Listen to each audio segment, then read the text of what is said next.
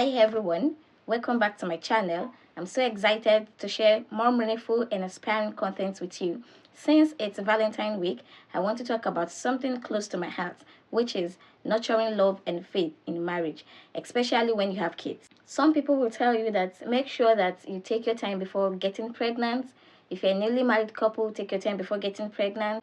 Ensure that you get to know each other before having babies. That should pass a message across that it's not the same when it's just you and your husband and when the kids come in. It's not easy staying in love when you have kids.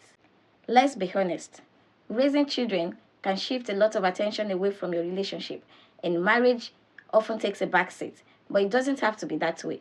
Today, I will share practical tips to keep the spark alive while leaning on faith and love. Marriage definitely changes when kids come into the picture. Suddenly, it's not just you and your spouse anymore.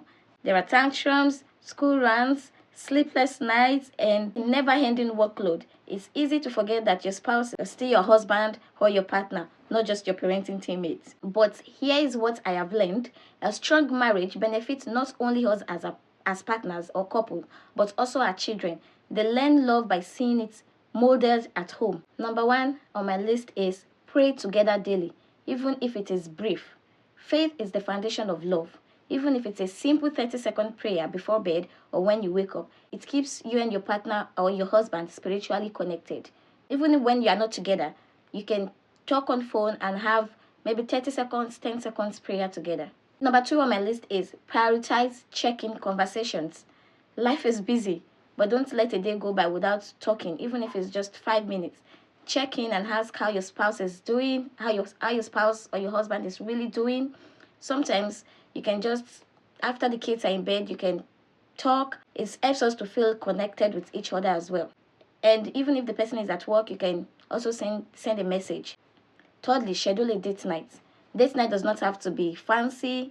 Once the kids are in bed, set up a candlelight dinner in the living room or watch a movie together. It doesn't have to be every day. It can be weekly, monthly.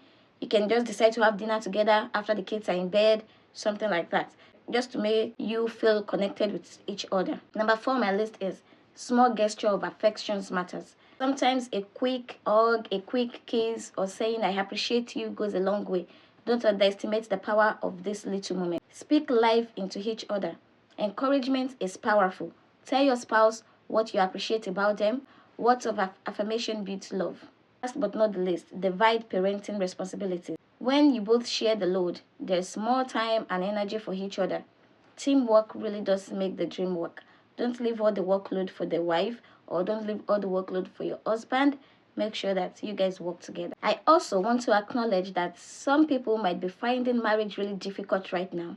Maybe because of the stress of raising kids, workload, or even mental health challenges. If that is you, I want to encourage you to speak with someone. It could be a trusted friend, a therapist, or someone with a listening ear who won't judge but will help you and your spouse navigate this season. There is no shame in seeking support. Love is worth fighting for, and sometimes you need that extra hand to guide you through your tough times. Our faith reminds us that love is a daily choice. 1 Corinthians 13:7 says, love bears all things, believes all things, hopes all things, endures all things. This is a reminder that love isn't just about feelings, it's about commitment and showing up for each other, even when it is hard. So this Valentine's Day, I encourage you to pause, pray, and intentionally nurture your relationship with your spouse. It doesn't have to be extravagant, just intentional. And if you are struggling, remember you are not alone. Please speak with someone who can help. And kindly let me know in the comments, what's one thing you and your spouse do to keep the love alive, especially as parents? I'd love to hear your tips. If you found this video helpful, please give it a thumbs up, subscribe for more content about faith, family, and motherhood, and share this video with someone who might need it. See you in the next one. Bye.